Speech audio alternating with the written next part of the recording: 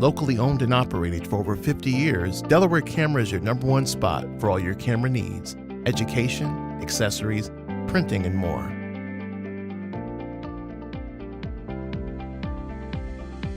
Located at 2635 Delaware Avenue in Buffalo. Visit cameraspot.com.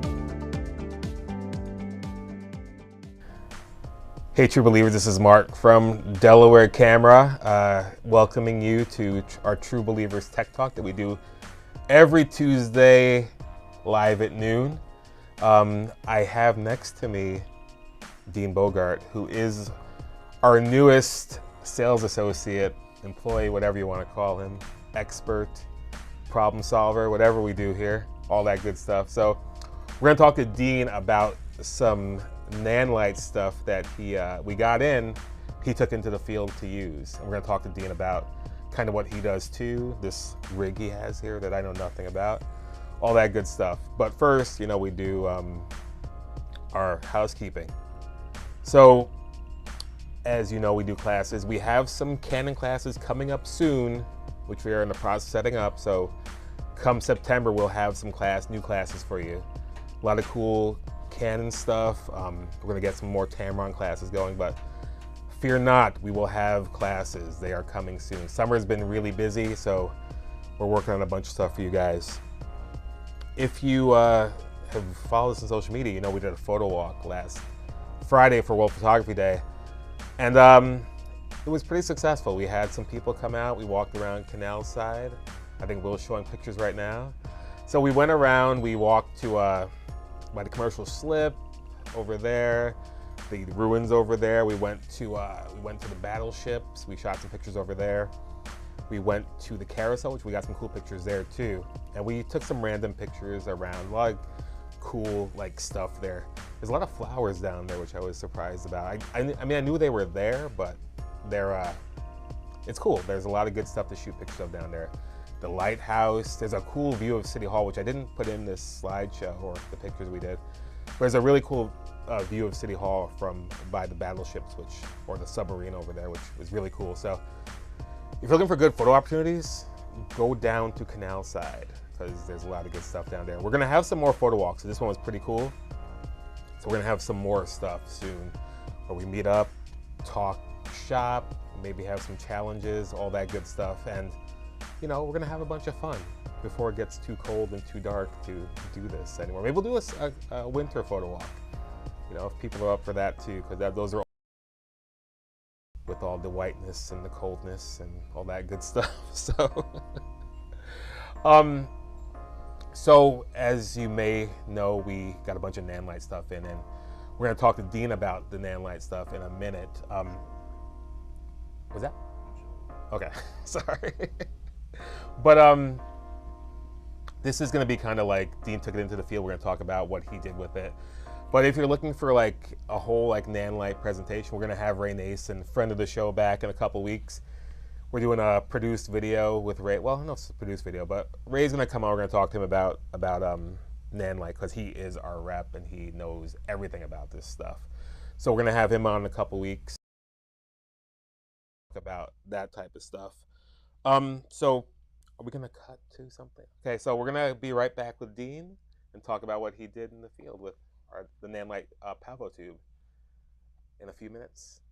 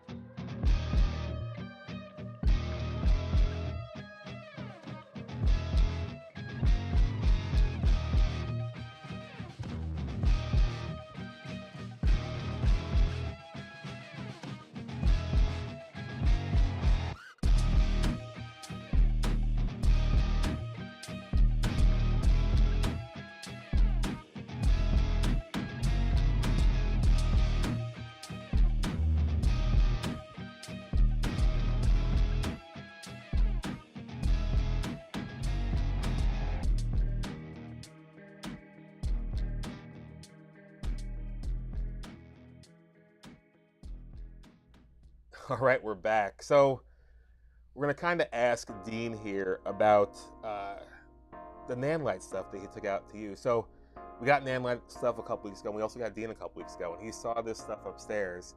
So he was like, you know, that stuff would be great to use out in the field. So tell us about what you chose and why you chose it and how you used it. All right, so I don't get to do a lot of controlled environment shooting a lot, but usually when I do, it'll be exactly the examples we show with athletic media day stuff, a lot of things that you want in like the sports media realm. And so I personally use newer 660 panel for LEDs, but there's a little bit of limitations on the motion control, and that's what I use for, especially in the examples. You will see the flashing purple lights coming from the back and left rear, pretty much at their 4 and their 7 o'clock or 8 o'clock pretty much. And I pretty much had those running the whole day. Yep, so that's the mode. That is the mode. I left it on. Right, I was the last person to use it. Obviously Niagara, they are the purple eagles, and so that was being able to create a strobe purple color, which was unavailable to my other panels, and that was the biggest selling point for me on wanting to take these out and use them, because especially with sports, you want a lot of action, you want a lot of flashing lights and stuff like that. So this literally did the job, and this has full RGB for the flash, which my own personal lights don't have. So I mean, You sampled the purple, right? The Niagara purple. Yep. Yeah, I literally took it from the backboard, and as well as and then the second time around, the uniform colors were a little bit different, so I took it from there. Okay. But yeah, that is a really cool feature that I didn't get to go into too much because we were just sticking with the purple, and we were really just pumping athletes through, each giving them their bits. But yeah, no, like the controls on this are awesome. Like between dimness, saturation, to full RGB. Did you use a lot of the app, or did you do most of the stuff from there? I wanted to use the app, but honestly, it just got so easy to set this up right to the strobe I want, to that purple color. So I honestly didn't need to explore the app too much, but yeah, no, like the controls on this are super awesome. The difference in strobe, like speeds, is awesome that not a lot of lights in like this kind of size will offer. Usually you got more of those custom modes. Yeah. A lot of these, like there's police, which I actually shot a music video with my own lights, and there was options with that. Like for example, this has that awesome 2-panel side of the lights. You can see the red and the blue contrast. Definitely gives you a lot more like flexibility in trying to create some realism with the lights. But yeah, no, like all the different modes on this are awesome, especially for just general like interview lights. Like these are awesome. And yeah, with the app, like with the whole NANLITE system, like I would love to like get my hands on like 8 or 10 of these in a controlled environment and see what I could do. Yeah, I have a quick question for you. You were just showing that, and for you too, Will. Is it better, like when you were doing this video, is it better for him to hold it away from the camera than towards the camera? Or does it matter? Just curious. I know you video guys are, got your things going on. Usually, you don't gotta be worried about it. I mean, if you're using like UV light bars like that, sometimes it can really like mess up your highlights. Yeah, it can be really hard to control in post. So I try to avoid UV lights, but being someone that shoots a lot of like live music and live shows, a lot of times, more often than not, venues are gonna have UV lights. So that's something you kind of have to watch out for. Okay. But yeah, no, with these, you're never gonna have a problem like that. Okay. So these are just awesome. The fact that they're so light to transport around is awesome. Do those come? I don't remember. Do those come with a mount to mount it like onto the light? Yeah, they come with a little mount right here, a little one. Another thing I really like about these, just a little mount for basic light stand mounting. Haven't figured out if I want to get these more vertically set up. I had these horizontally set up. That probably would be as simple as just throwing on a ball head. But yeah, no. With battery life on these is actually really awesome. I was a little confused when I first opened up the package and there was only one charger. But no, the battery life is really like... They like last all day? Oh yeah, I think there was one point at one of these, I left one of them plugged in to charge while it was on, And the other one was on like 15%. And I literally think I got like 45 minutes out of it before I felt like I really had to switch it over. Okay. So yeah, the battery life on these is tremendous, especially for those really demanding modes. Yeah, so that was a NANLITE Pavo tube, which Dean took out into the field and used, and we talked a little bit about it, but more in-depth stuff, stop into the store. We can help you out with that. And also in a couple weeks, we'll also have Ray Nason getting really deep into the whole NANLITE line and some of the new stuff that we got in. So we talked about NANLITE. So Dean is our new employee. I don't know how many of you have seen him in the store. He started a couple weeks ago. Yeah, like 3 weeks ago. Because you almost got a paycheck, but it didn't show up. Yeah, who knows if I'm actually employed? Who knows? You guys just. You're like that guy from what's that movie? The intern? Office Space, where the guy he stayed working at the place and he never got a paycheck. But whatever, watch Office Space, like Judge. So anyway, outside of working here, what do you kind of do as far as photography and videography? I would say my main form of employment right now is freelance in the sports world. I predominantly do a lot of work for Niagara University. They utilize me for pretty much anything. I do photo for them, like I'll do events like dinners, like Hall of Fame events. I'll go out and video or photograph a sporting event if they need. And then, yeah, any kind of creative content they do, especially media days. They love bringing me in to do that because I bring in a lot of stuff in with, creating a good lighting scene. I also do work for a couple other colleges like UVille. They mostly, I do photography for. Canisius College, which is I'm an alumni from. I pretty much used to do all their photography and videography for sports, and then say the last year I took like a managerial role in the broadcast department. Pretty much man the ship for all of the ESPN broadcasts. Really was involved in the video world for a while. And then, but yeah, now I'm mostly in the freelance world, and anything besides sports I will do. Live shows, portraiture, photography like that. I really love doing live music. I have a couple of music videos to my name, not a huge list, and I just got past the point where I can count them on my fingers, but definitely, yeah. But yeah, no, definitely a lot of fun being able to step away from sports, because being in the creative world with like music and everything, like it's a lot of control, like, oh, let's do that one more take. Like I like that on and off of versus sports where you have to get the moment, you have to be ready at all times, capturing a moment. But in like music videos, like I have so much more room to be creative, more get the control of what I want, opposed to just making sure I cover it, So tell me about, because I mean, I don't do video. So tell me a little bit about this setup, like kind of what some of the things do. We don't want to get super deep into this and what this is all about. Yeah, so I'll try to not go over everything, but but pretty much. And you take this like when you go shoot, like let's say you go shoot like college soccer, you take this with you? Yeah, no, like I have a 70 to 200 in my bag. I should put it on the table, but yeah, no. This is a Nikon Z6 wrapped in a bunch of probably about like 30 or 40 different little accessories and pieces that bring this all together. So the nice thing about this Nikon, while a lot of you are wondering what the heck is this guy doing with a Nikon shooting video, Nikon was one of the first camera companies to allow customers to upgrade their camera to shoot in a higher video codec known as ProRes RAW. And then you also have this Atmos Ninja monitor. This is an external recorder that records everything onto a hard drive, and it needs such a large form factor to record such as really high depth and really bit depth.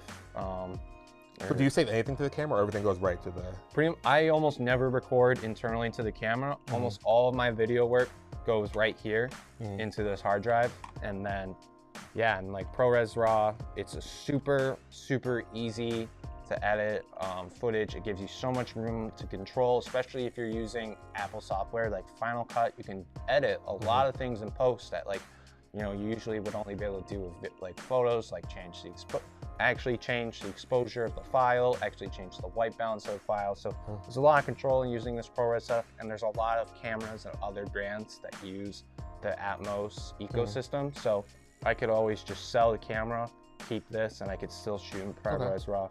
But Nikon Z6 is obviously a mirrorless camera. I've had to add a few things to it to get it to that video standard. So one, I use a V-mount battery system. These are the ones I typically have. I use a D-tap power system. I cover it up with tape so I don't do any branding. But right now, I am testing the ProMaster 95 watt-hour battery that we just got in, that they just dropped.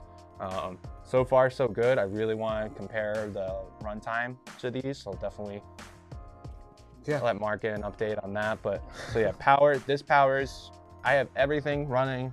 The camera is powered by this battery. This monitor is powered by the battery. So the camera is powered by this? Yeah, so there's a series of dummy batteries in here that, because usually the 14 volt is a little too much for the camera. The camera will auto shut or automatically shut off if too much power goes in.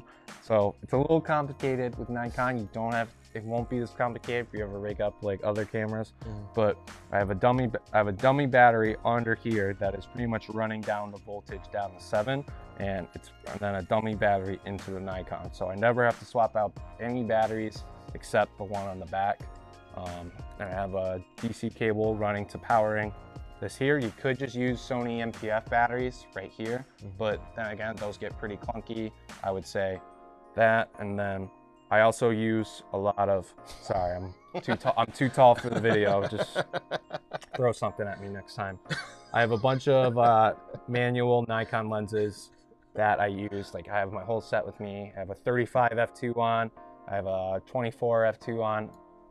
I have a 35 f2 on. I have a 24 f2 lens that I use for wide angle.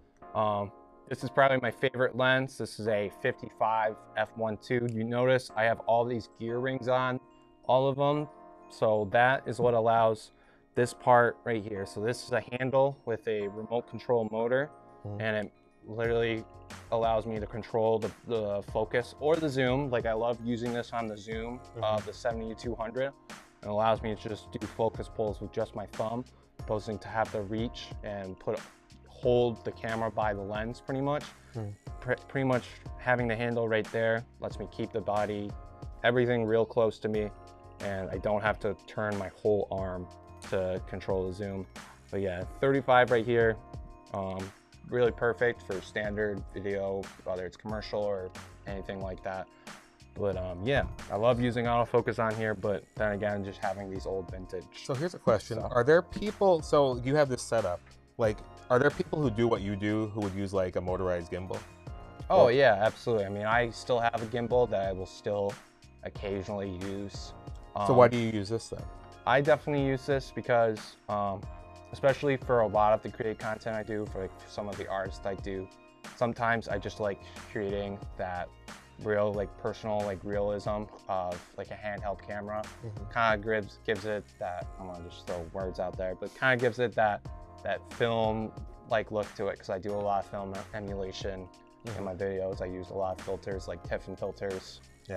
Especially paired with like vintage glass, it really like de-sharpens a lot of like the mirrorless like video that I get with it. But I'd say using it like this, I have a lot more control, especially for like that media day stuff. Like if I wanted to quickly pull away, or I wanted to keep close to a subject, like if I wanted to, like if I was doing a basketball video, which I have done recently with Canisius women's basketball, I would want to be able to get low, have complete control of my angle. And then let's say they're running right at me, they can blow past me, I can do a pan away.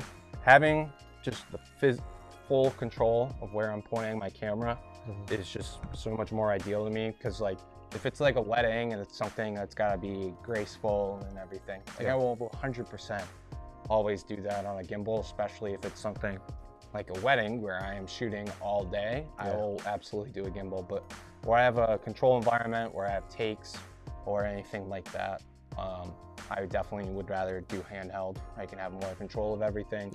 And where let's say I want to do a lens swap on this is a million times easier than turning off a gimbal.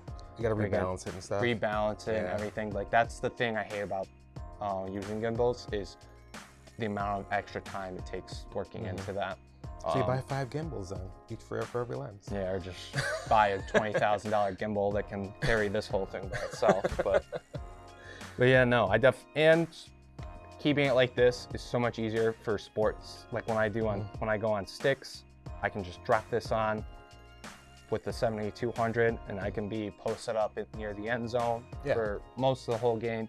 And then if I want, I literally can throw this, take the 7200 off, throw on, like I have a Nikkor Z 40mm that's a really good autofocus small lens. Yeah. I'll throw that on at the end of the game, get some I'll run up, like right up with the team and get some awesome like celebration shots like that. Yeah.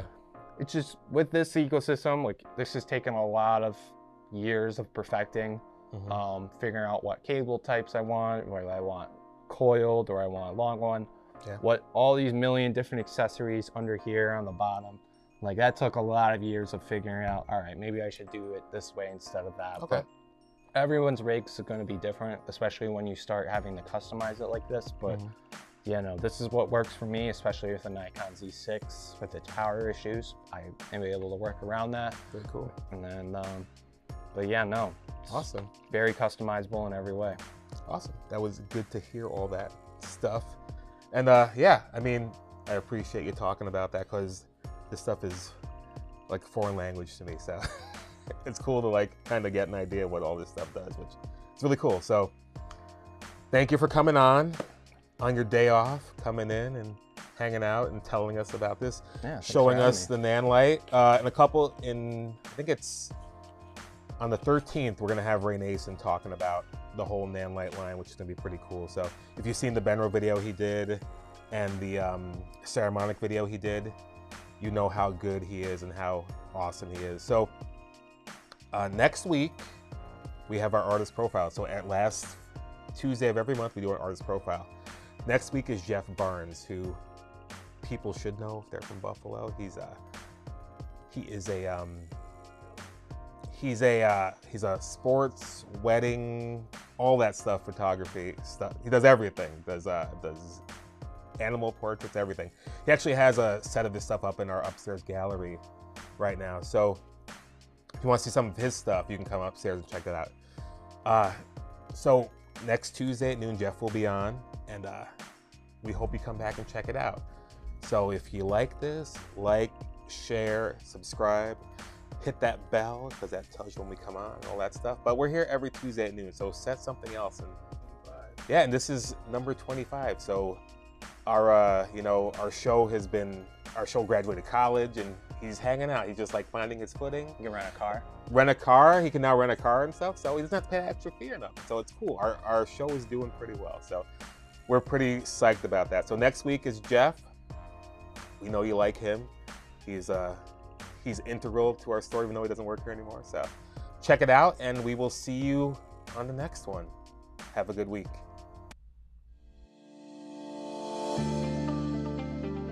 Locally owned and operated for over 50 years, Delaware Camera is your #1 spot for all your camera needs: education, accessories, printing, and more.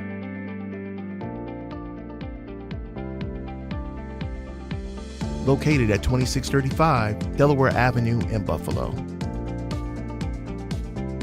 Visit cameraspot.com.